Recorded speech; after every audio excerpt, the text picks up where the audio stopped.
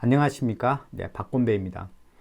오늘 시간의 주제는 변압기의 근사 등가회로입니다. 지난 강의를 통해 가지고 저희들은 변압기 원리, 이제 그 원리를 바탕으로 해서 변압기 등가회로를 그려보았고요. 그 변압기 등가회로를 바라보면서 페이지어도 작성하는 데까지 해보았습니다.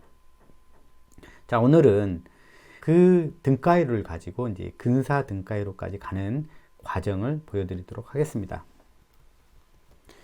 자, 본문으로 와서요. 자, 근사 등가회로라는 이야기가 있습니다. 오늘 주제가 그렇죠.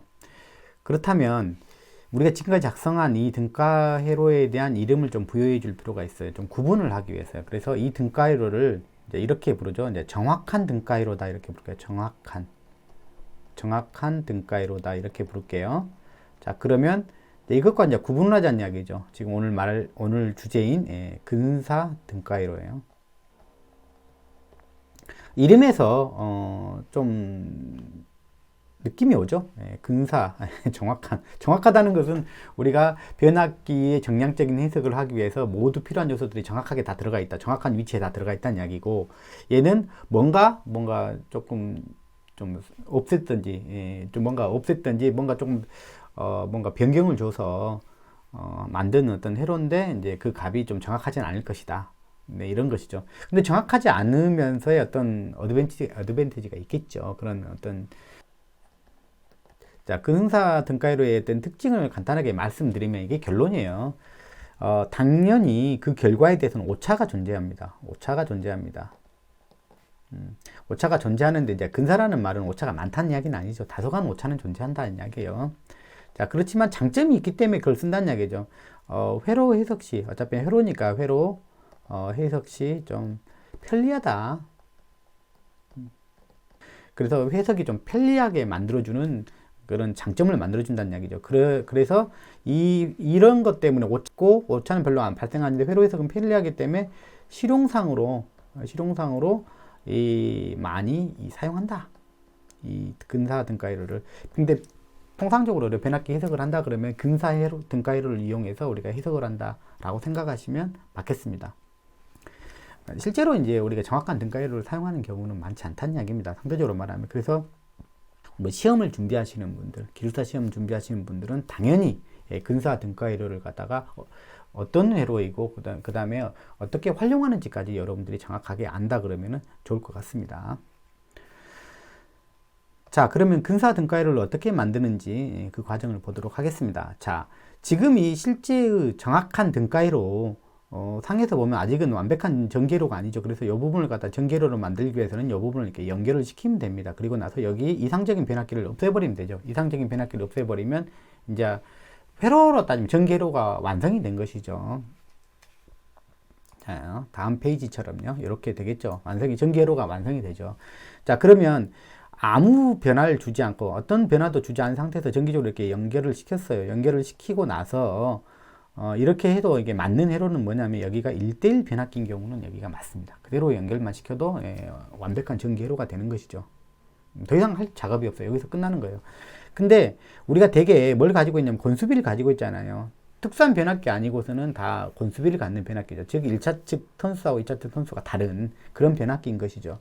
그래서 우리가 이제 환산이라는 걸 이제 하는 거죠. 이렇게 전기회로를 붙여놓으면 여기 값하고 여기 값은 원래 기준 전압이 다르기 때문에, 기준하는 값이 다르기 때문에 같은 값이 아니죠. 그래서 여기가 붙어질 때는 하나의 전기회로로 붙어질 때는 뭐냐면 하나의 값으로 환산이 돼야 돼요. 그래서 어떻게 이제 내가 할 거냐에 따라 달라지는 거죠. 그래서 여기는 여기가 2차 측이죠. 나는 2차측 기준으로 나는 해석을 할 거야. 2차측 전압을 기준으로 나는 해석을 할 거야. 그러면 여기를 놔두고 여기만 환산이 되면 되겠죠. 그죠? 나는 2차측 기준으로 해석할 거야. 그러면 여기 값에다가만 여기다가 다시를 찍으면 되겠죠. 이렇게. 다시를 찍으면. 이거는 뭐냐면 이거는 환산된 값이야 라는 뜻으로 이렇게 사용하면 되겠죠. 이렇게. 여기는 나는 2차측을 값을 기준으로 나는 해석하는데 여기 값은 바뀌어야 되기 때문에 여기는 환산된 값이 어떤 걸로 환산된다고? 권수비라는 걸로 된 값이야 이렇게 표현하면 되겠죠. 그래서 우리는 회로의 모양이 중요하기 때문에 여기서 그냥 다시만 찍어서 그것을 알려주기만 하면 되는 거죠. 실제 이제 계산할 땐 그 값을 갖다 요 권수비로 이제 환산해서 적용하면 되겠죠. 또 우리가 나는 1차측 중심으로 나는 해석하고 싶어. 나는 2차측이 아니라 1차측 중심으로 해석을 하고 싶어. 그러면 여기를 놔두고 여기를 갖다가 이제 그 1차측으로 환산해 주면 되겠죠. 나는 1차측 기준으로 나는 해석하고 싶어. 그런 경우는 여기에다가 다시를 찍어주면 되겠죠. 여기다가 값에다가. 그러면 여기는 요 값에 의거해가지고 요 값에 곤수비 환산에 의거해가지고 이 값이 이제 환산된 값으로 적용을 해주면 되는 것이죠. 이제 자, 그런 차이만 있는 거예요. 그러니까 회로의 모양으로 또는 뭐 그 1대1 변압기든 아니면 곤수비를 갖는 변압기든 회로 모양이 변화되는 건 아니니까 우리가 좀 더 중심적으로 핵심적으로 봐야 될 건 뭐냐면 회로 모양을 좀 많이 봐두시기 바랍니다. 자, 곤수비로 이제 환산하는 거에 대해서 뭐 앞으로는 이런 거 안 해볼 거니까 한 번만 간단한 예제를 통해서 이야기를 한번 해보면, 만약에 이제 이런 변압기가 한번 있다고 봅시다. 칠판에 가서요. 이 저항이죠. 1차측. 예, 저항이 있고, 여기가 만약에 0.8옴이고, 여기가 1옴인, 이게 누설 리액턴스 공선의 저항이죠. 자, 요런, 여기에 이제, 그거는 좀 생략을 할게요. 병렬, 그 자와 인덕턴스가 있는, 자와 리액턴스가 있는 이쪽 회로는 생략을 할게요. 자, 그 다음에 여기는 0.007옴, 그 다음에 여기는 0.01옴. 근데 이제 변압기에 전격은 이렇게 돼 있어요. 2400V에 2400V, 1200V다 이렇게 돼 있어요. 그러면 곤수비는 어떻게 됩니까? A라고 하는 곤수비는 두 개가 1차측 전압에서 2차측 전압 나누는 것이죠. 그러니까 20이 되겠죠. 자, 그러면 만약에 제가 이렇게 한번 해봅시다. 자, 여기를 갖다 이제 이렇게 붙일 거예요. 이렇게 붙이려면 하나의 회로가 됐기 때문에 이제 곤수비 환산을 해줘야죠. 나는 이제 1차측 중심으로 해석을 할 거야. 나는 1차측 중심으로 해석을 할 거야. 그러면은, 자, 여기만 한번 바꿔보자. 1차측 중심으로 나는 해석할 거야. 1차측 전압을 중심으로 해석한다는 이야기예요. 그러면 이쪽이 좀 바뀌어야 되겠죠. 그러면, 어떻게 바뀌면 되냐. 자, 어떻게 바뀌면 되냐. 이렇게 바뀔 때, 이렇게 연결되는 순간 여기는 이대로 놔두면 안 돼. 이 값을 환산을 해줘야 되죠. 반드시. 자, 요 값을 나는 기준으로 할 거야. 1차측을 기준으로 할 거야. 그럼 여기만 바꿔주면 되죠. 그러면 우리가 이렇게 되죠. A라고 하는 것은, 임피던스는 요 관계죠. Z1에 Z2 이런 관계가 되죠. 자, 그러면 2차측 값이 어떤 이 곤수비에 의해서 지금 환산이 돼야 되기 때문에 이렇게 하면 돼요. 곤수비는 20이죠. 20에 무트가 풀리면 자승이 되겠죠. 그러면 Z1에 Z2 이렇게 되죠. 2차측 값이죠. 2차측 값이니까 이게 Z2에 대한 것이죠. 이 Z2가 곤수비하고 연산이 되면 되는 거예요. 그러니까 Z2가 곤수비하고 연산이 되려면 Z2가 나가야 되겠죠. 곤수비라고 나와서. 그러면 Z1은 A의 20의 자승이죠. 이렇게 되는 거예요. 20의 자승에 곱하기 Z2 이렇게 되면 되는 거죠. 그러니까 임피던스에는 곤수비의 자승이 곱해지는 형태로 얘가 환산이 돼야 되겠구나 이렇게 보면 돼요. 그러니까 자기 측이 뭐냐면 곤수비랑 연산이 되는 거죠. 되는 관계라고 생각하면 좀 헷갈리지 않을 것 같아요. 그러면 여기다가 여기는 뭘로 바뀌어야 된다는 이야기예요. 여기는 20의 자승에 곱하기 0.007이 돼야 된다는 이야기가 되겠죠. 그 다음에 여기는 20의 자승에 곱하기 0.011이 값이 돼야 된다는 이야기죠. 뭐 계산하면 뭐 여기가 2.85옴 이렇게 되겠죠. 여기는 4옴 정도 됩니다. 4옴 정도. 여기가 4옴 정도. 이렇게 돼야 된다는 이야기죠. 그랬을 때 이제 얘를 갖다가 이제 같은 놈으로 연산을 더하거나 빼거나 할 수가 있는 거죠. 자, 그 다음에, 자, 뭐 기항이 했으니까 여기서 여기까지 한번 해보죠. 나는 1차측 중심으로 해석할 거야. 이게 아니야. 나는 1차측 중심으로 해석할 거야. 2차측 중심으로 해석하지 않을 거야. 1차측 중심으로 해석할 거야. 그러면 얘를 그냥 놔두고 얘를 갖다가 환산하면 된다는 얘기야. 곤수비로. 그러면 여기는 Z1이 좀 바뀌어서 곤수비랑 연산되면 여기가 Z1 찍이죠. Z1이 바뀌어야 되잖아요. 그러면 여기다가 Z1은 20의 자승으로 나누어줘야 되겠죠. 그죠? Z2가 빠져나오고 여기서 여식에서 보면 자, Z1이 이걸 바꿔치기 하면 되죠. 이렇게 둘이 바꿔치기 하면 되죠. Z1이 곤수비에 이제 반응하려면 이게 나눠진 형태가 돼야 되겠죠. 그래서 여기 값은 뭐가 돼야 돼? 지금 2차측 중심으로 해석을 하는 거예요. 2차측은 그대로 놔두고 1차측이 바뀌어야 되겠죠. 그러면 0.8에 20의 자승 이렇게 돼야 되겠죠. 여기는 1옴이 얼마로 바뀌어? 20의 차승. 이렇게 돼야 된다는 요 값이 요 값을 넣어주면 되겠죠. 그래서 계산을 해보면 여기는 0.0025옴이 되겠고 여기는 0.00255옴 뭐 이런 식이 되겠죠. 자, 그러니까 내가 해석을 2차측 중심으로 해석을 할 거냐, 1차측 중심으로 해석할 거냐, 그런 관점만 있는 거죠. 이제 그런데 이제 되게 많이들 이제 선호하는 게 뭐냐면 2차측 중심으로 해석을 하려고 그러죠. 왜냐하면 2차측의 전압이 부하가 사용할 전압이기 때문에 조금 더 그게 더 우리가 그 나온 계산값이 조금 더 의미를 부여하는 데 좀 쉽단 말이에요. 이제 직관적으로 좀 쉽단 말이에요. 그래서 부하가 2차측에 있기 때문에 그 되게 이제 저 같은 경우도 2차측 중심으로 많이 놓고 해석을 한다. 뭐 그는 본인의 어떤 관점상의 차이니까 그는 뭐 상관이 없습니다. 자, 어쨌든 이게 이제 지금 그 전기회로 상에서 나타낸 실제 이제 정확한 등가로에서 전기회로로 이제 완성시켜 놓은 그림이 되겠습니다. 지금 여기 이제 1대1 변압기니까 우리가 조금 더 이제 구분해서 모르면 이제 1차측 기준으로 한다 그러면 이렇게 하면 된다는 얘기. 1차측을 그대로 놔두고 2차측만 다시를 표현해서 아, 이거는 곤수비로 이제 환산된 값이야 라는 뜻으로 표현하면 되겠죠. 무슨 얘기인지 아시겠죠? 자, 요 상태에서 근사 등가이로를 한번 작성해 봅니다. 여기까지는 이제 우리가 정확한 등가이로라고 보시면 되고요. 이제 환산되어진 1, 2차가 서로 환산돼서 이제 연결된 정확한 등가이로입니다. 이 상태에서 근사 등가이로는 어떻게 만드냐면 여기에 있는 병렬가지를 병렬가지죠. 병렬가지를 이쪽으로 옮겨줍니다. 이 가지를 이렇게 이쪽으로 옮겨줍니다. 요게 결론적으로 말하면 근사 등가 회로인 것입니다. 이게 이쪽으로 바뀐 거죠. 그냥 여기 있다가 일이 바뀌는 거죠. 그러면 뭐 어떤 게 차이가 나냐? 근사 등가회로하고 뭐 이게 회로 모양만 보면 한번 보면 보세요. 자, 이게 지금 이미 옮겨 놓은 거예요. 자, 근사 등가회로는 요 말서 approximate equivalent circuit이라고 되어 있죠. 아까 여기 있던 등가회로가 1이 옮겨 놓은 거예요. 그러면 여기 아까 여기에 있을 때는 얘가 여기에 있을 때는 요 임피던스하고 요 임피던스가 지금 요 병렬가지에서 서로 나뉘어져 있죠. 그래서 우리가 회로를 다룰 때 좀 복잡해지죠. 이 병렬가지가 이게 중간에 들어가 있으면 이게 연산이 R1하고 R2를 바로 더할 수 있는 것도 아니잖아요. 그죠? 좀 복잡해지죠. 그래서 회로를 갖다 조금 더 단순하게 해석하기 위해서 여기 가지를 여기다 옮겨버린 거예요. 그러면 여기다 옮겨 놓으면 어떻습니까? 어쨌든 간 R1하고 R2는 시리즈가 됐죠. 단순 시리즈가 됐기 때문에 이 두 개를 더할 수가 있죠. 그러면 이 두 개 더한 거를 갖다가 우리는 등가 저항이다 이렇게 나타낼 거. 예, 등가 저항이다 이렇게 붙이면 되고 요 두 개를 갖다 더한 것을 갖다 뭐라고 표현하면 되겠으면 등가 리액턴스다 이렇게 표현하면 될 거 아니에요. 바로 더할 수가 있는 거죠. 그래서 요 두 개를 갖다가 또 합성한 이 값을 갖다 뭐라고 하면 돼요? 등가 임피던스다 이렇게 해서 이걸 갖다 이제 변압기의 이제 내부 임피던스다 이렇게 부르는 거거든요. 실제 적용상도 그래요. 그러면 이걸 갖다가 명판에다가는 그 값을 갖다 이제 퍼센트로 표현해서 이제 퍼센트 임피던스다 이렇게 표현하는 것이죠.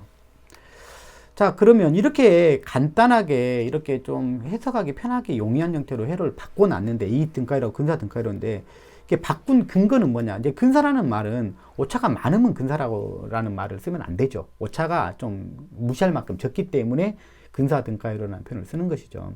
실제로 이 회로를 가지고 어떤 계산한 것과 정확한 등가이로를 계산한 것과 그 값을 갖다가 비교를 해보면 뭐 소수점 뭐 두째짜리나 셋째짜리에서 그 값이 달라지는 정도. 그러니까 사실 그 오차라는 것은 실용적인 측면에서는 무시할 만하다는 이야기입니다.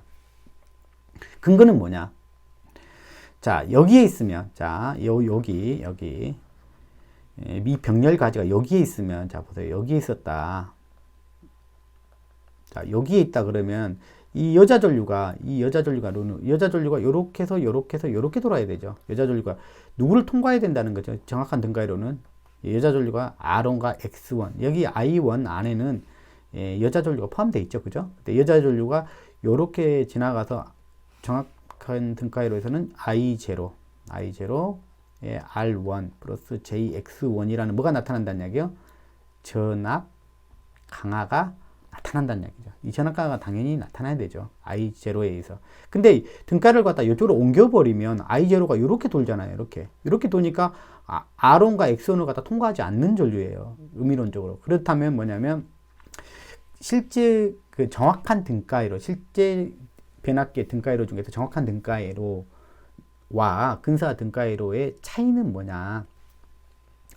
자, 여자 전류에 의해서 권선의 저항과 누설 리액턴스에서 나타나는 이 전압 강화를 무시한 등가이로가 근사 등가이로다. 이렇게 보시면 됩니다. 이게 무시가 된, 이 전압 강화가 무시가 된 등가이로가 근사 등가이로다. 이렇게 보시면 됩니다. 근데 이걸 무시할 만한 근거가 있냐라는 것을 우리가 좀 생각해 볼 필요가 있죠. 작으면 무시하는 거죠. 자, R과 X1은 뭡니까? 예, 이건 권선의 저항이죠. 네, 권선의 저항이고, 자, 얘는 뭡니까? 누설 리액턴스죠. 예, 그 규모가 크다고 했어요, 작다고 그랬어요. 우리가 그 규모에 대해서 아는 것이 매우 중요하다고 그랬죠. 매우 작다. 권선의 저항 0점 뭐 이렇게 나갈까 합니까? 0 매도옴, 0점 매도옴 이렇게 되니까 용량이 커지면 커질수록 더 굵어지니까 더 작아지겠죠, 그 값이. 그다음 누설 리액턴스도 그렇게 크게 가져가지 않는다겠죠. 이거의 자화값의 누설값은 아주 작은 퍼센트만 누설이 된다죠. 물론 이제 이 두 개 값을 비교하면 얘가 크긴 하지만 그래도 뭐냐면 이것도 0점 얼마 아니면 이 두 개 양을 비교하면 양의 차이가 뭐 어마어마하게 나는 거죠. 어쨌든 매우 작은 값이에요. 그래서 이 둘 다 작은 값인데 여자 전류는 어떠냐? 이것과 이 양과 곱해지는 여자 전류는 어떤 양이냐? 이 전격 전류 몇 퍼센트라고요? 이게 전격 전류 몇 퍼센트라고요? IN의 몇 퍼센트요? 3에서 5%. 즉 작은 값이다 이야기예요. 그러니까 작은 전류에다 작은 임피던스니까 그게 곱해진 양은 이 전압 강화인데 이 양이 작아서 무시할 수 있다. 이런 겁니다. 근거는 이겁니다. 여자 전류도 작고 그 다음에 여기에 작용하는 권선의 저항과 누설 리액턴스도 작으니까 거기서 나타나는 누설 전압 강화는 무시할 만큼 무시해도 된다. 그렇게 해석하는 게 무슨 등가이로라고요? 그렇게 해석하는 게 근사 등가이로다. 하지만 그 오차가 별로 크지 않더라. 그러니까 실용상 이걸 적용하는 게 우리가 회로가 간단해지니까 좋지 않냐. 그래서 근사 등가이로를 실용상 가장 많이 사용한다. 이렇게 보시면 되겠습니다. 이해가 되시죠? 자, 그러면 여기가 간단하게 표현하면 이렇게 되는 것이죠. 예, 이렇게 되는 것이죠. 이해되시죠? 이걸 갖다가 더 간단하게 표현하려면 이걸 이렇게 표현해 버리면 되죠. 더 간단하게 표현하려면. 그런데 여기서 한 번 더 근사한 등가이로를 또 많이 씁니다.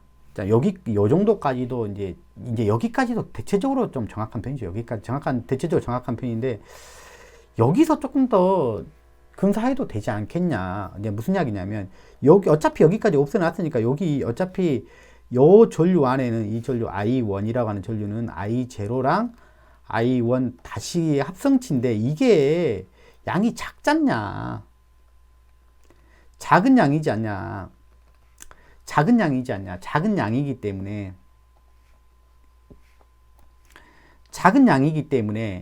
이 값이 커지기 때문에 이 양을 무시해도 되지 않냐. 무시하면은 이거랑 거의 같아지는 거죠. 그러면 이것까지를 여기까지를 그냥 지워버리는 거죠. 여기까지를 지워버리는 거죠. 그러면 여기가 I1은 이렇게 돼서 그냥 여기 I1 이 등가이로가 이렇게 되버리는 거예요. 그러니까 이러면 더 간단해지죠. 이렇게 쓰는 등가이로도 근사 등가이로라고 부릅니다. 그것도 근사 등가이로 부릅니다. 조금 더 간이 근사 등가이로 이렇게 부릅니다. 좀 더 이 근사 등가이로가 한 번 더 좀 근사됐다 생각합니다. 그래서 간이란 말을 붙이게 구분하기 위해서 우리에게 정확한 등가이로, 등가회로라고 부르고 그 다음에 여기 그 병렬까지만 옮겨놓은 걸로 이쪽으로 옮겨놓은 걸로 갖다가 우리가 근사 등가이로. 요걸 없앤 것까지도 이제 근사 등가이로라고 우리가 표현하기도 합니다. 그래서 이것도 근사 등가이로 좀 구분하기 위해서 이거는 이게 간이 근사 등가이로 이렇게 부르게요. 간이란 말 그래서 근사 정확한 좀 구분하기 위해서 그럽니다. 근데 이제 가장 많이 쓰는 것은 뭐냐?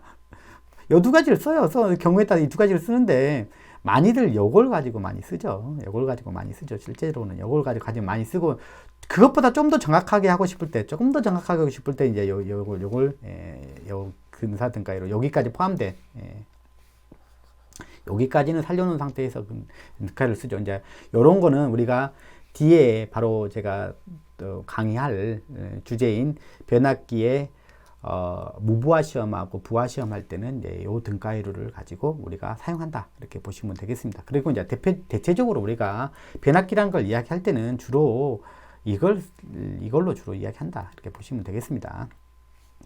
자, 이거는 1차측 기준으로 이렇게 표현해 본 거고요. 이제 2차측 기준으로 표현해 본 것도 간단히 해보죠. 이제 2차측을 그대로 살려놓으면 되죠. 2차측을 그대로 살려놓고 1차측에다 전부 다 다시를 찍어 놓은 거죠. 다시만 찍어 놓으면 되죠. 아, 그러면 우리가 볼 때, 아, 이거는 나는 2차측 중심으로 해석하려고 하는 거구나, 라고 보시면 되겠습니다. 이제 요 등가이로를 저는 더 즐겨 쓴다는 얘기가, 왜?